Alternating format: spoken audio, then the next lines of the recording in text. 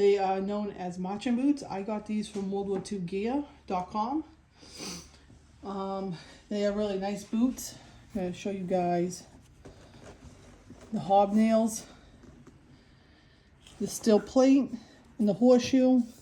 So these are new. I haven't used these for reenactments just yet, so everything is still intact. All the nails are still intact, everything. So still new. Can't wait to use them for reenactment. Got the little nails here and the steel plate.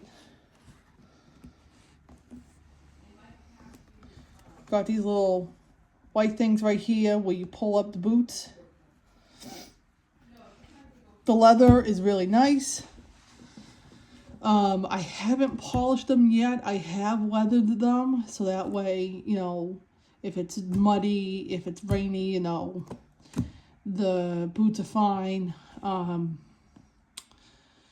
It'll be okay, but they look like this because I have worn them a few times to kind of break them in. So they are broken in. At first they weren't because they were brand new and they were tough to get in, so I had to weather them, had to relax the leather. I had leather stuff to like relax them. I also had stuff to put in the boots so that they would stretch a little bit so I could get my feet in them, because I wasn't getting my feet in them and it was difficult. So that was hard. So I've worn them a few times for reenactment photos, but none for reenactment events yet. But yeah, so they were the standard issue for the infantry in both World Wars. So again, standard issue for them. There were low boots during the Second World War, as you would see German soldiers wear low boots. They would wear gaiters around them as well, so that way it would keep like water and dirt out of the legs and out of the leg pants and whatnot. So they would wear low boots as well with laces.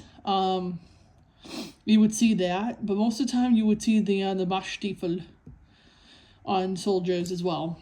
They symbolize the German military tradition, and they were sometimes, again, like I said, replaced with the ankle boots. Due to leather shortages late in the war. So during the late in the war, you know, there was a lot of shortages, of course, of anything. So like leather, aluminum, anything that was, you know, used at the beginning to mid-war, it was okay. But when the begin to mid-war came, there wasn't really any shortages. But when the late war started coming along, there was shortages. So like leather, aluminum, anything you could think of that was used in the mid to the beginning of the war, there was shortages on that.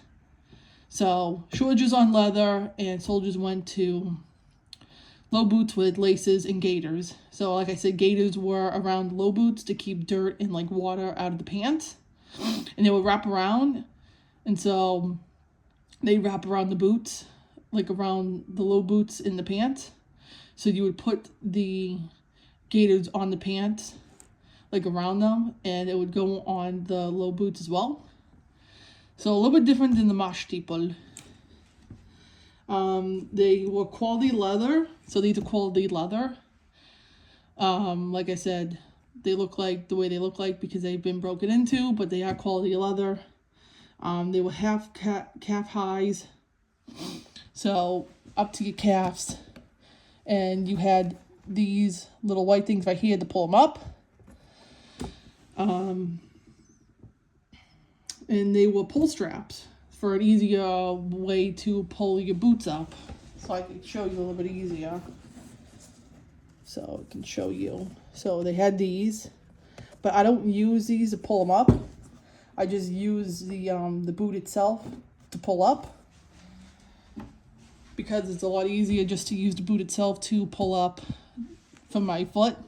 I don't use the little white straps to pull up because it's a little bit harder for me. But yeah, I got these from WorldWar2Gear.com. I think they were like around, I think 2 something or 3 something. I don't remember the price, of it exactly, but they were like around that price range to $2 to $3 something dollars, to $200 to $300 plus with shipping, of course. But these are really good boots. I like the noise they make. They make really good ASMR videos. It's the noise the hobnails make on the cement. It's like really relaxing. I don't know why, but yeah.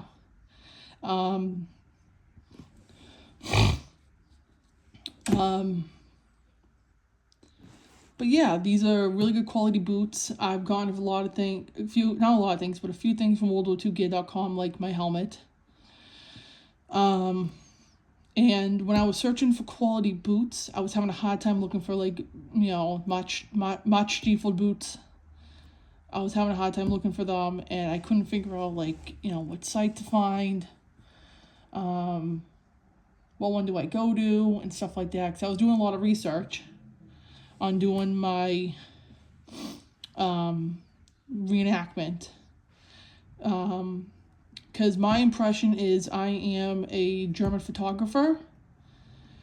I'm a German photographer, and that's my World War II impression.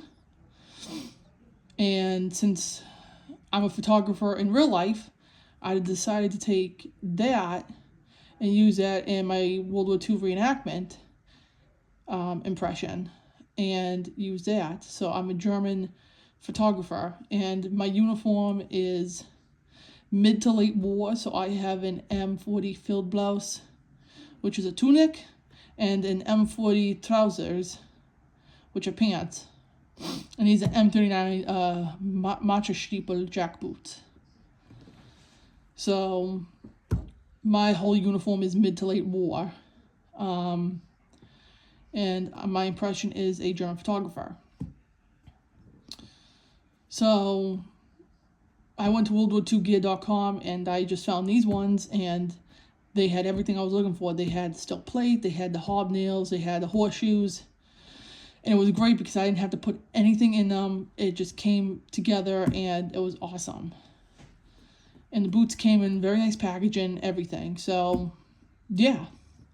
So that's my video on the Marschstiefel boots. I keep butchering that. I'm so sorry. Before I go, I want to let you know that this video is non-political. I don't believe in any ideology or extremism. This is just purely for history. This is reenactment. This is a living history. And this is all educational. So I hope you all enjoy. And make sure to subscribe so you don't miss another history video. Make sure to comment down below what you love about history.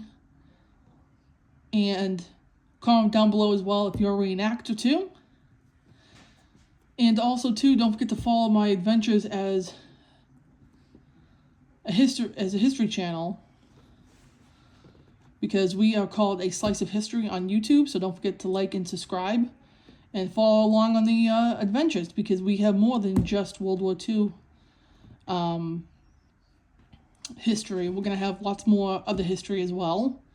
But right now I'm starting off with my reenactment stuff just to break the ice. So yeah. So I hope you guys enjoy that, and I will catch you in the next one. Auf Wiedersehen and Tschüss.